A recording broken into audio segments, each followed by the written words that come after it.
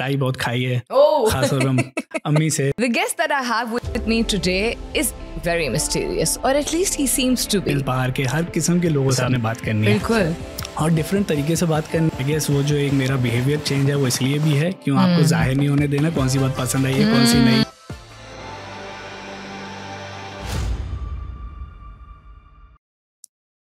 Ladies and gentlemen, my name is Salmeen Ansari and I welcome you back to another fantastic episode of Contour Cast, Podcast for Life, Season 2. The guest that I have with me today is very mysterious, or at least he seems to be.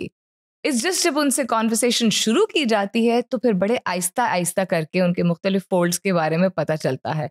And that's what makes the conversation with him even more interesting. It is my pleasure to have with me today on the hot seat Salman Salim.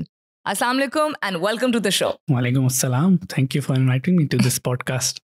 I'm so glad that you're here today and more so because as I said, एक mystery है आपके बारे में. आप आते हैं, आप बैठते हैं, you can't really gauge what you're thinking or you're feeling. So tell me a little more about this side of yourself, Salman. आप हमेशा से ऐसे हैं क्या? Recently ऐसे हैं या ये corporate image है आपका? मिस्टीरियस तो नहीं होते हैं, बस किसी को आपका पता नहीं होता तो आपको लगता है कि वो इंसान थोड़ा मिस्टीरियस है। अच्छा। वैसे तो मेरी टीम में सब जानते ही हैं मेरे बारे में। अच्छा। कहेंगे मैं वैसे कहूँ नॉर्मली बचपन जो मेरा था वो एक टिपिकल क्रैचाइट, you know, I mean you I don't know, go to school and play normal sports, all kind of sports, right. And मैं एक बिल्डिंग में रहता था तो दोस्त बहुत ज़्यादा थे क्योंकि बहुत सारे फ्लैट्स, बहुत ज़्यादा दोस्त रहे हैं और काफ़ी इंजॉय किया बचपन। कोई ऐसे सरप्राइजेस तो नहीं थे बचपन में, नॉर्मल रूटीन होते थे। पढ़ाई पे बहुत जोर होता था, पिटाई बहुत खाई है खासतौर पे अम्मी से, तो वो एक शायद उसका रिजल्ट भी आज हम देख रहे हैं, तो वो भी एक है। और पर उसके बाद school, college, university and now this professional life. और मिस्टीरियस कुछ भी नहीं होता, बस ये है कि अपनी एक एक्टिविटीज़ हैं, हॉबीज़ हैं, उसमें रहते हैं। अगर मैं काम में देखूं तो मैं बहुत ज़्यादा फोकस हूं, तो नॉर्मली मैं ज़्यादा किसी से बात करता नहीं हूं क्योंकि काम इतना फोकस होता है। लेकिन वैसे जो है टीम में कोई भी होगा, कोई भी बात होगी तो कुछ भी पूछ सकते हैं, बात कर सकते हैं। और नॉर्मली जब काम ख़त्म हो जाता है फिर सारा फन पार्ट स्टार्ट होता है। टेबल टेनिस हम खेलते हैं यहाँ कॉन्टोर में। आई थिंक ज़्यादातर मुझे जानते हैं लोग किस तरह का मेरी पर्सनैलिटी है, या तो उसमें तो कुछ मिस्टीरियस नहीं है। अच्छा, वेरी इंटरेस्टिंग।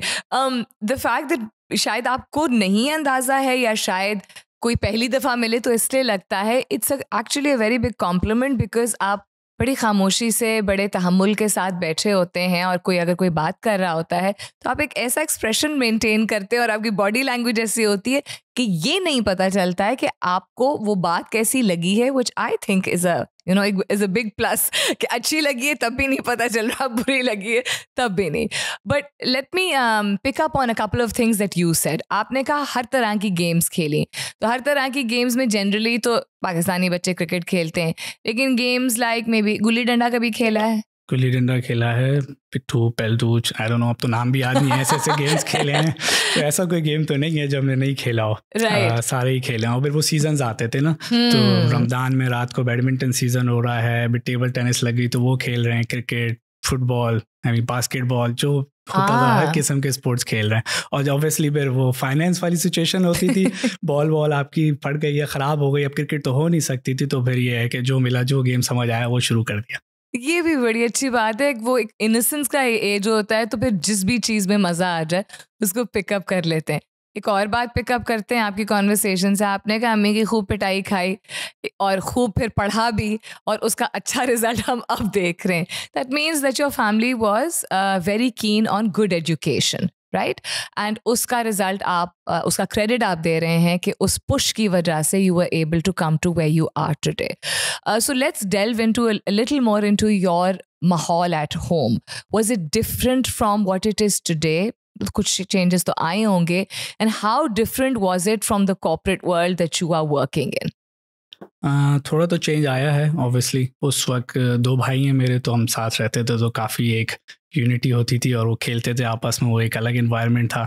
उसके बाद अब obviously as you grow up you get married, kids and everything, so वो थोड़ा सा फैमिली भी एक जगह नहीं रहती है। तो वो भी है, मेरे बड़े भाई हैं वो आउट ऑफ द सिटी हैं, सेटल हुए हुए, और तो वो एक चेंज है ऑब्वियसली। आफ्टर हैविंग किड्स वो एक पूरा एनवायरनमेंट चेंज है, आपके घर का पूरा माहौल चेंज हो जाता है, तो वो चेंज तो ऑब्वियसली आया है।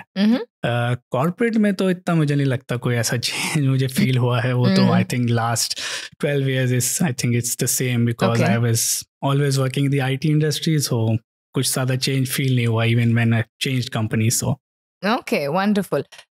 What was the one point in your life when you understood कि फाइनेंस एक ऐसा फील्ड है, शोबा है, इंडस्ट्री है जिसके बगैर तो कुछ भी नहीं चलता है और मुझे ये करना है? लिटरली कुछ नहीं चलता है वैसे फाइनेंस के बगैर, पर ऐसा नहीं था। फाइनेंस के बारे में वैसे ज़्यादा पता भी नहीं होता था, इस जैसे कि बचपन में मैथ्स बहुत पसंद थी, ठीक है ना, तो मैथ्स इस लाइक का सब्जेक्ट ऐसा होता था कि बाकी सारे सब्जेक्ट्स फेल हो जाएं लेकिन मैथ्स में पूरे 100 मार्क्स चाहिए। अब उसमें 99 भी आ जाता है तो मूड ख़राब है भाई, हालांकि आपकी परसेंटेज जो भी आ गई हो, जो भी कर लिया और नहीं, तो वो जो है ना वो एक वहाँ से कैरी ऑन हुआ है। और उसके बाद ऑब्वियसली यू लुक के भाई इतनी आपकी जो इंटरेस्ट है नंबर्स में आपको, तो उसमें आपकी कौन सी फील्ड है जिसमें आप जा सकते, तो नेचुरली फिर वो फाइनेंस की तरफ आ गए। तो कॉन्सेंट्रेशन इतनी चाहिए होती है when you're dealing with numbers, and then not just any numbers, you're dealing with numbers which are directly linked to the output, to the business of an organization, to the salaries of people, all very essential aspects. तो जब तवज्जो के साथ इंसान बहुत ज़्यादा काम करता है तो बात कम करता है, और बात कम करता है तो काम में महव रहता है। तो शायद इस वजह से फाइनेंस वालों की एक generally reputation, not all but mostly, ये है कि ड्राई फील्ड है और खामोश मिजाज लोग हैं। लेकिन अभी तो बिल्कुल भी ऐसा नहीं लग रहा है। इतनी रवानी से, इतनी बेहतरीन तरीके से आप बात कर रहे हैं, you're a good conversationalist. So does this vary person to person or is this just a general misconception about people in finance? I would think it's a misconception because finance has changed. I mean, the modern finance in BPO industry is completely different. पुराने ज़माने में शायद ऐसा होता था, अब एक cubicle में बैठे हुए और किसी से कोई बातचीत नहीं हो रही और कोई खौफ का एक माहौल बना रखा है, लेकिन अब ऐसा होता नहीं है।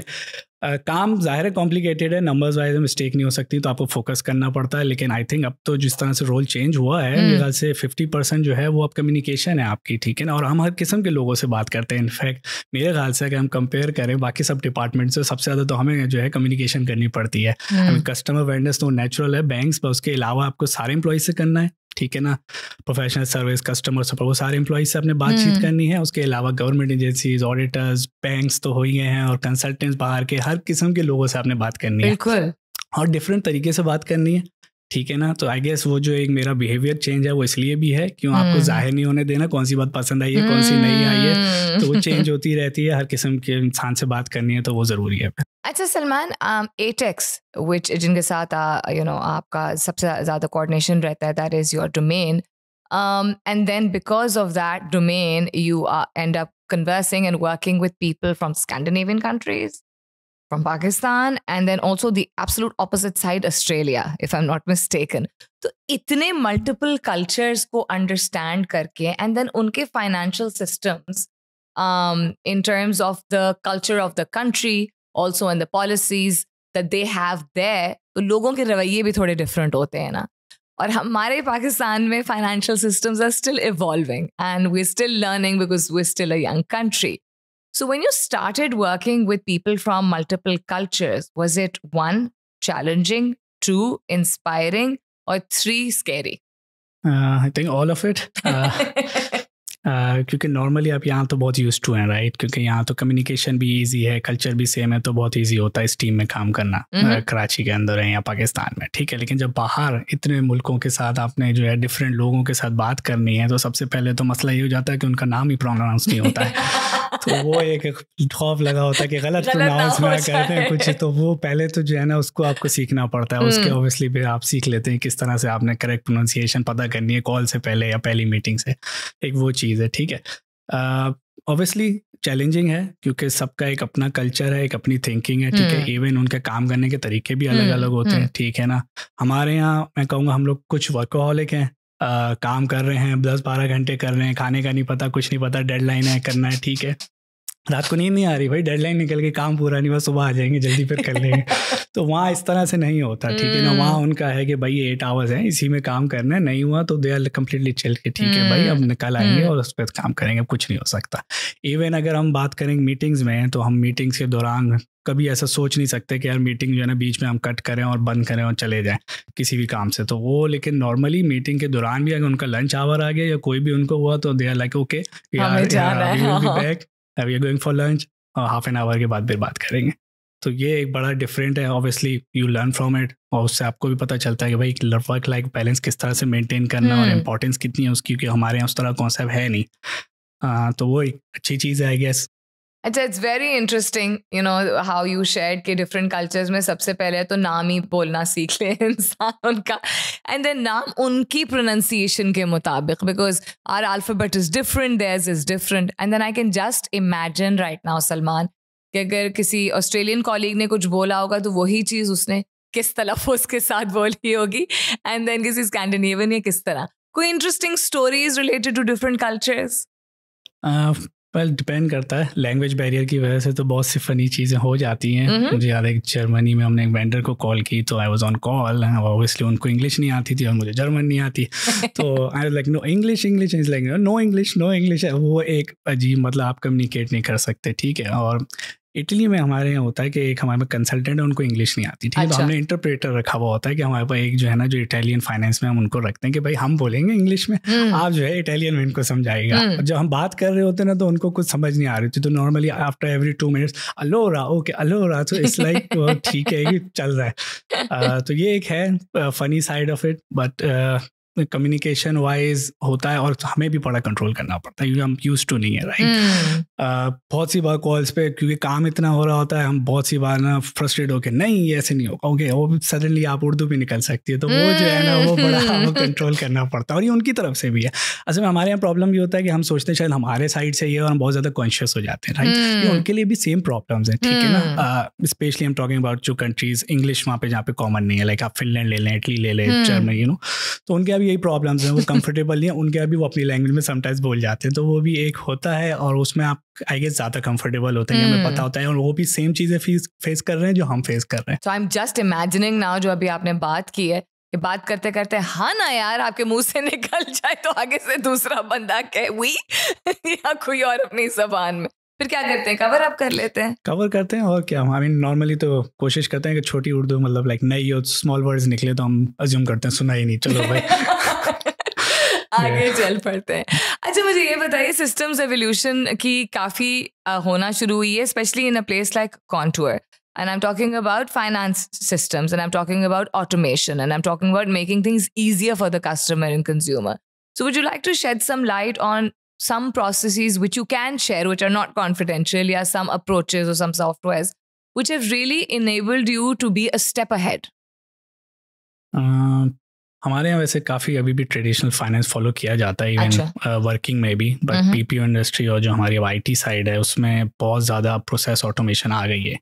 मैनुअल वर्क अवॉइड किया जाता है भी, तो उसको कोशिश करते हैं कि उसको जो है ना ऑप्टिमाइज़ किया जाए, और उसमें डिपेंड करता है। अब तो बहुत सारी थर्ड पार्टी एप्लीकेशंस भी आ गई हैं जो आप यूज़ कर सकते हैं, तो वो काफ़ी ईजी हो जाता है। अगर एग्जांपल है कस्टमर्स के लिए, तो जो इंटायर बिलिंग है, अब आप कैन यू इमेजिन आपके 1000 इनवॉइसेस हैं, तो वो कैसे जाएंगी और कैसे पे होंगी, और वो उसको, और पहले होता था ये, मेरे ख्याल से अभी भी होता होगा कि वो जो है इनवॉइसेस ईमेल में भेज रहे हैं, वो मैनुअल प्रोसेस हो रहा है और पेमेंट्स ट्रैकिंग, अब तो थ्रू क्या पूरी जो है ना वो ऑटोमेशन पे चली गई है। आपकी सारी इनवॉइसेस जो है वो ऑन फर्स्ट सारी जनरेट हो रही हैं, वो जा रही हैं ऑटोमेटिकली, कोई रिव्यू नहीं, क्योंकि वो स्टैंडर्ड है। पेमेंट भी जो है ऑनलाइन आपने ऑप्शंस उसमें दे दिए हैं, वो क्रेडिट कार्ड से पे करें, वायर से पे करें, बैंक में पेमेंट्स आई तो वो पूरी स्टेटमेंट खुद ही जो है वो आपकी रिकॉर्ड हो जाए, वो भी आपके प्रोसेस अवेलेबल है। डिपेंड करता है कौन सा सॉफ्टवेयर आप यूज़ कर रहे हैं, हर सॉफ्टवेयर में लिमिटेशंस होती हैं, तो इस तरह से मेरे ख्याल से बहुत चेंज आ गया। तो आई थिंक अब जो फाइनेंस में मोस्टली हम देखते हैं स्केल वाइज भी, क्यों यही देखते हैं कि यार आप प्रोसेस ऑप्टिमाइज कर सकते हैं कि नहीं कर सकते, क्योंकि चेंजेस आएंगी और चेंजेस बहुत क्विकली आती हैं हमारे यहाँ, ठीक है ना। Every 1 year you looking okay बहुत आपने प्रोसेस चेंज कर दिया। तो जो हम हायरिंग भी कर रहे होते हैं, जो हमारी टीम भी है, उसमें भी हमारी एक्सपेक्टेशन यही होती है कि यार after 6 months 1 year you know they will change the process and they will optimise it, कि टाइम सेविंग हो एक तो, ठीक है ना, और उसमें जो है हमारे जो बाकी जिनसे भी हमारे इंटरेक्शंस हो रही हैं, कस्टमर, वेंडर्स, एम्प्लॉइज़, उनके लिए जो है ना थोड़ा सा ईजी हो जाए काम करना भी और इन्फॉर्मेशन का फ्लो भी। तो वो है. Okay, एक सवाल जो कि is not contour relevant but it's your field relevant, and another tangent of your field which is banking. Just at the top of my head, मैं सोचती हूँ कि in Pakistan, thanks to now new systems, new companies, new progressive banks also कुछ Aahista Aahista changes आ रहे हैं, लेकिन अभी भी एक वो harsh reality मौजूद है कि आप बैंक में जाते हैं तो रजिस्टर खोला जाता है और चेक देते हैं तो हाथ से वो नंबर लिखा जाता है, जहाँ इतना एक शायद रेलिवेंट हो इन सम वेज, बट एक पुराना सिस्टम अभी भी एग्जिस्ट करता है और इतने फिर प्रोग्रेसिव सिस्टम्स भी आ गए हैं. तो ये गैप आप लोगों को और आपके काम को इम्पैक्ट करता है? इफ यस, किस हद तक? And if no, how do you kind of bypass this situation? हमें तो इतना इम्पैक्ट नहीं करता क्योंकि हम तो full I would say 21st century पे चल रहे हैं और जो उनकी बाहर के सारे प्रोसेस है वो मच मोर एडवांस है जो हमारे यहाँ अभी चल रहा है. बट आई थिंक पाकिस्तान ने काफ़ी प्रोग्रेस की है 5 years में. अगर हम देखें, आई मीन मैंने तो, मुझे नहीं याद लास्ट टाइम मैं बैंक भी गप गया, उनको मैं जाऊँगा तो बोलें कोई आउटसाइडर बाहर निकाल है इसको, क्योंकि हम लोग तो अब ऑनलाइन एप्लीकेशन पे ही चल रही है, राइट. तो वो ज़रूरत ही नहीं पड़ती ब्रांच जाने का. इवन बैंक ब्रांच का एक पहले कॉन्सेप्ट होता था वो भी ऑलमोस्ट ख़त्म ही होता जा रहा है, ठीक है ना. वो यूनिवर्सल है, आप कहीं भी ब्रांच हो आपकी. तो I think we are almost there, but it's still I would say there are things you can still do to improve it. Mostly on the manufacturing side, I would say we're still following the old processes. Banks obviously multinationals होती हैं और जो multinational companies की हमारे पास यहाँ पे branches हैं, obviously वो improve करते हैं क्योंकि वही बात है, उनको बाहर से guidance मिलती है तो वो improvements आती हैं. जो खाली यहाँ पे locally manufacturing है, जिनकी बाहर outside कोई link नहीं है, उनको मेरे ख्याल से ज़्यादा progress करने की ज़रूरत है. और वो एक लंबा डिस्कशन है किस तरह से पॉसिबल है, लेकिन ये. अच्छा, ये मुझे बताइए कि आपने शुरू में जो मैंने आपको कहा आप मिस्टीरियस हैं, आपने कहा आई डोंट थिंक कोई मिस्टीरियस होता है, and then I explain to you why it is such, and then you also ended up linking it to, अच्छा हमारे काम की नौयत ऐसी होती है कि हमें बहुत सारी चीज़ें जब ऑब्जॉर्व करनी पड़ती तो we can't really show what we are feeling. लेकिन one thing which you do show and your colleagues very proudly share is that you are a very good teacher in terms of you will always make the effort to bring people up to par. You have the patience to make people understand because you want people to succeed. So have you always been this way? Is this a newfound habit? And has this improved more after coming in Contour? I think हमेशा से था. School college में भी हमेशा class में दोस्तों की हमेशा ही हेल्प की है. अच्छा. और आउट ऑफ द वे जाके बैठे हुए इवन क्लास के बाद भी नहीं ये करना, और फिर मैथ्स मोस्ट कॉम्प्लिकेटेड हो जाता था तो वहाँ हेल्प करनी पड़ती थी. लेकिन ये है कि वो इन्जॉय भी करता था मैं, क्योंकि मेरी खुद भी लर्निंग होती थी, मुझे ज़्यादा हेल्प करते थे. तो उससे फिर एक रियलाइज़ हुआ कि ये ना एक 2-way स्ट्रीट होती है. हम ये सोचते हैं कि यार हम दूसरे की हेल्प कर रहे हैं तो हमें कोई गेन नहीं है, ऐसा नहीं है. आपकी बहुत ज़्यादा लर्निंग भी होती है एक्चुअली. तो वो आई थिंक कैरी ऑन किया वहाँ से प्रोफेशनल वर्क में, वो बहुत ज़्यादा इंप्रूव हो गया. और फिर ये भी रियलाइज़ किया कि आप एक अगर मैं ये कहूँ कि अकेले कितना काम कर सकते हैं, ठीक है ना. You are as good as your team, right. तो आपकी टीम को भी इम्प्रूव करने की ज़रूरत होती है. तो एवरी मेंबर आई ट्राई कि भाई वो ग्रो करे, चाहे वो एजुकेशन वाइज है या वो स्किल वाइज है. तो ऑन द जॉब भी मैं कोशिश करता हूँ टास्क चेंज किए जाए, ट्रेनिंग की जाए, अपॉर्चुनिटीज़ देता हूँ. ऑब्वियसली मिस्टेक्स होती हैं, एरर्स है, तो आपको पेशेंस चाहिए. अगर वो करेंगे नहीं 3-4 बार तो ऑब्वियसली उनको आएगा नहीं. तो वो एक आपको ज़रूरी भी है अगर आप चाह रहे हैं इम्प्रूवमेंट. वो लॉन्ग टर्म जो उसके बेनिफिट्स हैं वो ऑब्वियसली बात है कि शॉर्ट टर्म गेन है, लॉन्ग टर्म बेनिफिट वाली बात. अच्छा, will come to the lighter side of life. So आपने बड़े कॉन्फिडेंटली कहा मैं अंडे उबाल लेता हूँ और मैं चाय भी बना लेता हूँ.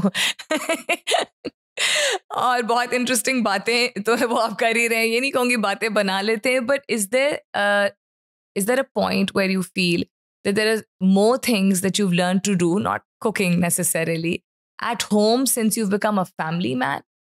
या आप शुरू से चूँकि आपकी आदत कम करने की थी घर में, लेकिन और बाहर की बहुत सारी चीज़ें करते थे, तो वही आपने रवैया रखा है अभी भी?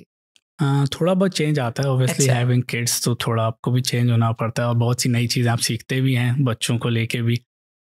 तो वो तो एक प्रोसेस है. I mean cooking obviously would be there क्योंकि ज़्यादातर तो बच्चों के खाने का ही चल रहा होता है, तो वो भी है. आई मीन फर्स्ट टाइम आप सीखना चाहिए फीडर कितना बनाना है, कितने आउंस उसमें पाउडर डालना है, कैसे बनेगा, वो आपको वैसे नहीं आता होता. अगर मैं एक नॉर्मली किसी को बता दूं तो वो नहीं कर सकते. उसमें भी एक कैलकुलेशन है, वो आपने उस हिसाब से बनाना है. ठीक. So I would like to give credit where it's due. बिल्कुल जिस तरह ख़वातीन जो कि वर्किंग मदर्स होती हैं, we generally ask them about work life balance and how they manage, but responsible fathers and fathers who are very involve with their children, उनकी भी अपनी जिम्मेदारियां होती हैं एंड आई एम श्योर उनको भी जगल करना पड़ता है. तो अदर देन अंडा उबालना एंड चाय बनाना वो तो आप अपने लिए करते हैं. When it comes to children and home, are you able to take up responsibilities? Number 1. And number 2, क्या आप पहले ऐसे थे या अब बच्चों के बाद ही ऐसे हो गए हैं? बच्चों के बाद ज़्यादा रिस्पॉन्सिबल हो जाते हैं ऑब्वियसली. आई मीन पहले एक बिल्कुल अलग रूटीन होता था, कोई ऐसी रिस्पॉन्सिबिलिटी ज़्यादा होती नहीं थी. अब ऑब्वियसली हैविंग किड्स वो काफ़ी एक, I mean basically raising 2 little human beings, so you need to be responsible about everything. So काफ़ी आई थिंक चेंज आता है. ठीक है, कुकिंग एंड वो तो है ही, लेकिन उसमें आप बहुत सी चीज़ें ना आप ऑन द फ्लाई सीखते भी हैं. ठीक है, अब बच्चों पे भी डिपेंड करता है. अब जैसे मेरी बेटी है, वो कभी जिद पकड़ लेंगे नहीं स्कूल जाना है तो बाबा ही तैयार कराएंगे, बाबा ही लेके जाएंगे, सबने बाबा ने करना है. समटाइम्स पोनी भी बाबा ने ही बांधनी है, हर चीज़. अच्छा ओके, तो वो आप फिर कोशिश करते लर्न करते. समटाइम्स मैंने वीडियो भी निकाली हैं और देखी हैं इस तरह से, तो कि आप सीख सके और कर सके. वरना वो या फिर हेल्प लें अपनी वाइफ से, क्या भाई किस तरह से करना है जरा बता दो तो हम कर सके. तो वो भी एक चेंज आता है, आप सीखते हैं. ठीक है ना, वो एक प्रोसेस है, वो लर्निंग होगी. अभी रिसेंटली मैंने साइकिल रिपेयर करना सीखा इसी वजह से, तो वो भी चल रहा है क्योंकि वो बेटी का ब्रेक का मसला. तो वो एक आपका अब चलता रहेगा process. As they grow up, वो चीज़ें चेंज होती रहेंगी, उनकी रिक्वायरमेंट्स चेंज होंगी, आपकी भी जो है ना लर्निंग होगी और आपके भी चेंज आएगा बिहेवियर में.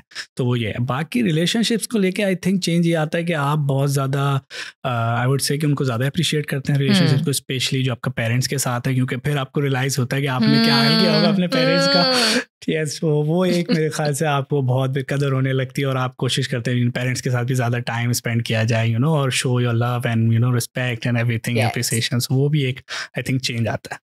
I think that's a natural process and I think it happens with literally everyone. क्योंकि सुनते हैं ना जब यंगर होते हैं कि जब तुम लोगों पे पड़ेगी तो पता चलेगा, तो पड़ती है तो फिर उसके बाद फिर वाकई में पता चलता है.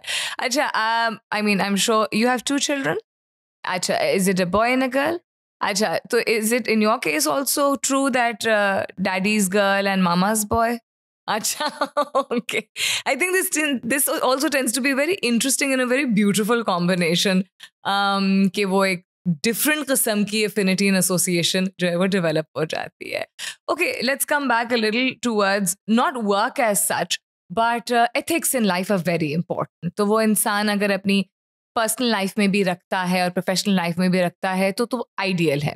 कभी कभी you need to be a little more diligent about ethics at work and you are known to be very very staunch about work ethic. So number 1, has this been instilled in you from childhood, from your home, from your teachers? Where does it come from? And दूसरा, चूंकि आप इतने multifarious और इतने different किस्म के लोगों के साथ इंटरैक्ट करते हैं, कुछ का वर्क एथिक जो है वो नॉमिनल होगा, कुछ का ज्यादा होगा, कुछ का नहीं होगा. तो ये कैसे फिर आप टैकल करते जब आप खुद इतने स्पेसिफिक हैं और इतने माइंडफुल हैं कि एथिक्स पे कोई कॉम्प्रोमाइज नहीं है? अगर मैं अपनी बात करूं तो जो मैंने पहले कहा ना, तो बचपन में जो पिटाई हुई है ना उससे काफ़ी वर्क एथिक इम्प्रूव हो गया था. तो आपको भी मेरे ख्याल से वो रियलाइज़ हो जाता है कि कौन सी चीज़ें इंपॉर्टेंट है, कब आपने फ़न करना है, कब आपने काम करना है, और फिर रिस्पॉन्सिबिलिटी लेना तो फिर उसको ज़ाहिर है आपने पूरी भी करनी है. तो वो एक चीज़ आ जाती है. अगर बात करें काम के, हमारी टीम के अंदर देखें तो ऑब्वियसली जो हायरिंग्स हुई हैं वो ज़्यादातर हैंड पिक थी, वो मैंने ही इंटरव्यूज़ किए थे. तो work ethic was always the focus. अच्छा, ये मुझे बताइए कि डे 1 आपका कॉन्टूर में क्या आपको बड़े क्लियरली याद है, वेगली याद है? Was it memorable at all or is it just was it just another day in any office?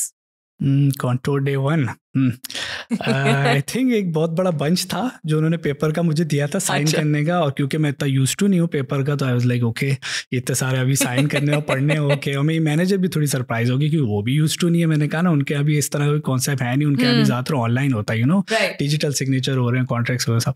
तो वो भी परेशान. मैंने कहा मुझे तो इसमें आधा दिन लगेगा, ये मैं पढ़ूँगा और साइन वाइन करूँगा तो भी मैं बैठा हूँ.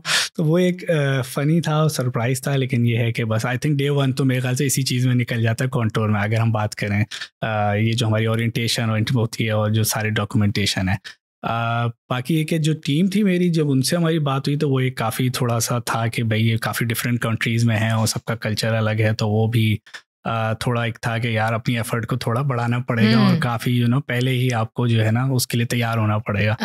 तो वो डे 1 पे एक शौक लगा था कि हाँ भाई ये है और इस तरह से करना है काम, और अगर मैं एटेक्स की बात करूं तो वो भी एक था कि जब मैंने ज्वाइन किया तो वो एक्विजिशन उस वक्त हुई थी और उनकी कंट्रीज यूरोप में थी, उनको जीपी पे आना था। जीपी किसी को आता नहीं था पूरी फाइनेंस टीम में सिवाय मेरे, तभी मुझे लाए थे शायद।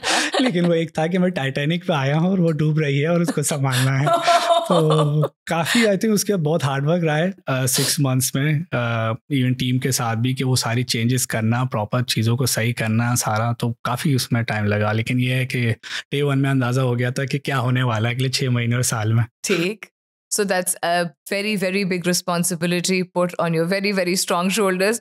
ठीक है, आप बहुत सक्सेसफुली अभी तक निभा रहे हैं and your team is very proud of you, your management is very proud of you. A very conducive environment जिसने आपको enable भी किया कि आप बेहतरीन काम कर सकें. Yes or no? Yes. I mean, it all depends on your manager. I was lucky, you know. I mean, throughout my career, I had great managers, right? Even here in Atex, I think I had at least one of the best manager.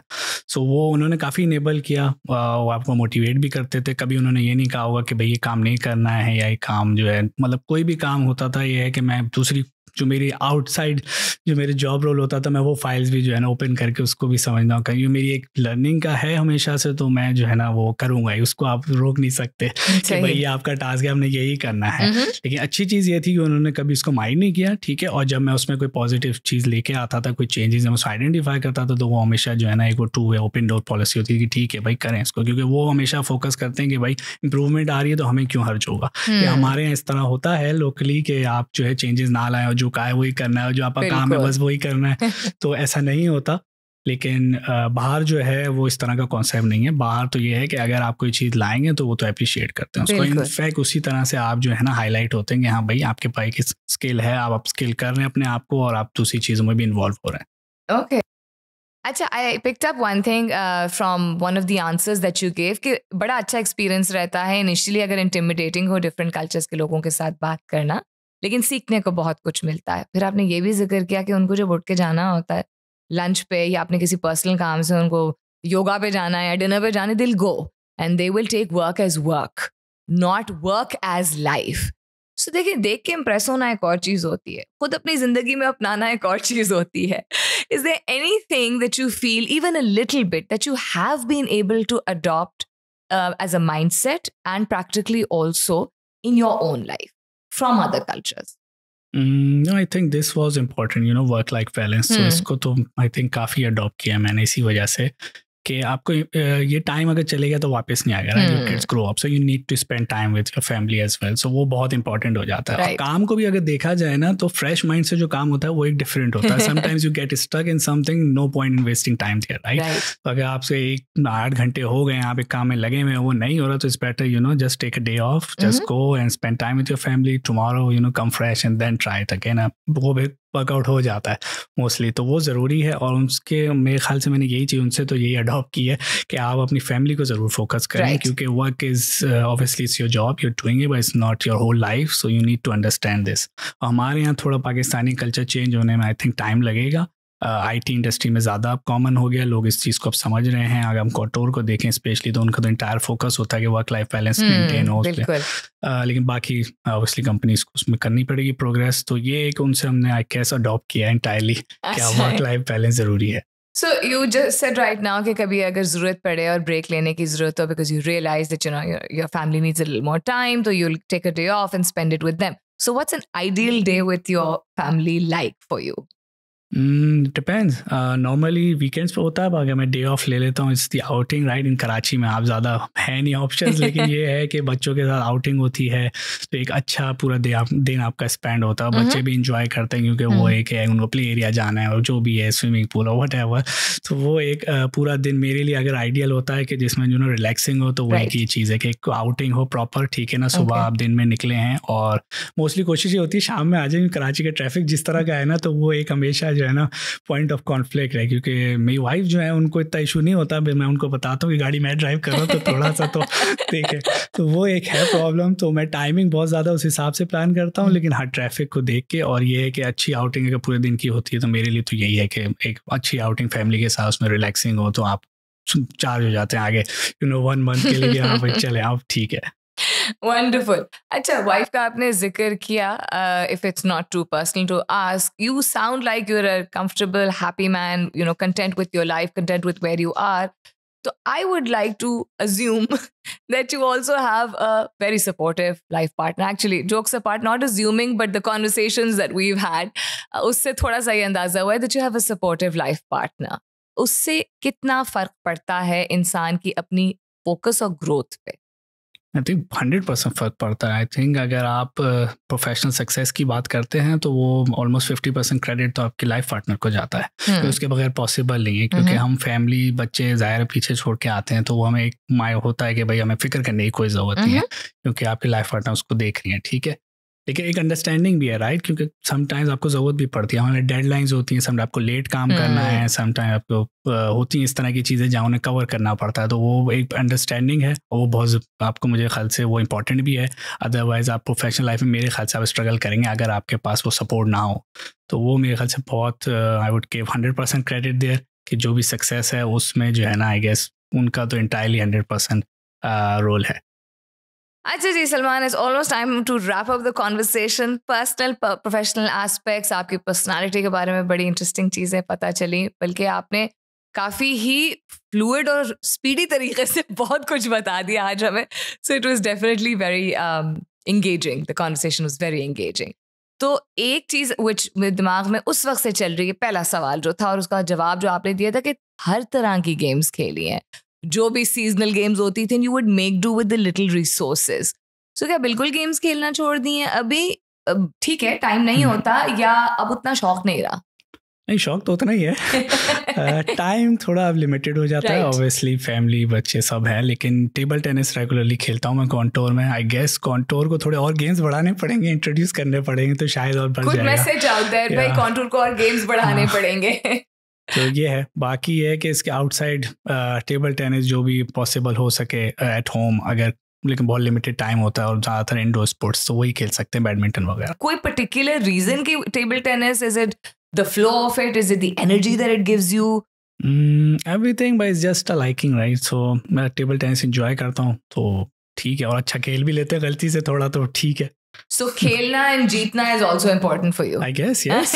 Okay, ठीक है, ज़बरदस्त हो गया. Are you the kind of person who, if you put your mind to it, you would be able to acquire any skill? Is that how you would describe yourself? Actually, I believe in that, right? I think if you, it depends, right? It's not just hard work, right? You need to be smart about it as well. Right. So any skill you can acquire over time, let's say given the right amount of time, but everyone can achieve anything depending on their work ethic, and you know, if they are smart about it and they keep upskilling themselves, right? अच्छा, एक चीज़ है इसमें, बहुत से लोगों से मैं मिलता हूँ, बहुत से उनके क्वेश्चंस यही होते हैं कि सलमान भाई, मैं अभी यहाँ इस पोजीशन पे काम कर रहा हूँ 2-3 साल, ठीक है, अब इसमें जो है मेरी ग्रोथ कैसे होगी, क्या होगा, और वो वही चीज़ कर रहा है. मैं उनसे सवाल ये करता हूँ कि प्रमोशन आती है या कोई पोजीशन ओपन होती है, ठीक है, अब जब पोजीशन ओपन हुई तो उस वक्त हमें एक रेडी पर्सन चाहिए होता है, जो स्किल मैच करे, ठीक है. अगर आप 3 साल से अपने ऊपर काम नहीं कर रहे थे और सडनली वो पोजीशन आई, अब आप कह रहे हैं कि उस पोजीशन में मैं जो है क्यों नहीं हायर हो रहा हूँ, तो वो कैसे हायर होंगे? तो वो एक पूरा आपका एक हार्ड वर्क है. तो 3 साल आप अपने ऊपर काम करते हैं, वो आप रेडी होते हैं, तो जब भी पोजीशन ओपन होगी तो देन यू आर रेडी, उसमें कोई क्वेश्चन ही नहीं है. तो वो बहुत इंपॉर्टेंट है समझने के लिए, सबके लिए, कि आपने कंटिन्यूसली काम करना है. ये नहीं सोचना कि भाई 3 साल एक ही चीज़ एक ही तरीके से कर रहे हैं तो नेक्स्ट आएगी तो हमारा हो जाएगा, ऐसा नहीं होता. तो वो एक बहुत ज़रूरी है. इवन एट माई लेवल अभी भी जो है, मैं डेली यही कोशिश होती है कि you are better than the last day. Absolutely, and I will end this conversation on that messaging only, कि इंसान को इंतज़ार नहीं करना चाहिए किसी पर्टिकुलर वक्त का, because there's no such thing as the right time to learn something. You can learn something, and yes, then when the time is meant to be, वो आपकी skill या learning जो है वो काम आएगी आपको. Thank you so much for such an open, candid and friendly conversation. I hope you had as good a time as I did. Oh, thank you. It was a wonderful experience. Ladies and gentlemen, that's it for today. This is me, Salmeen Ansari, saying thank you for watching and Allah Hafiz.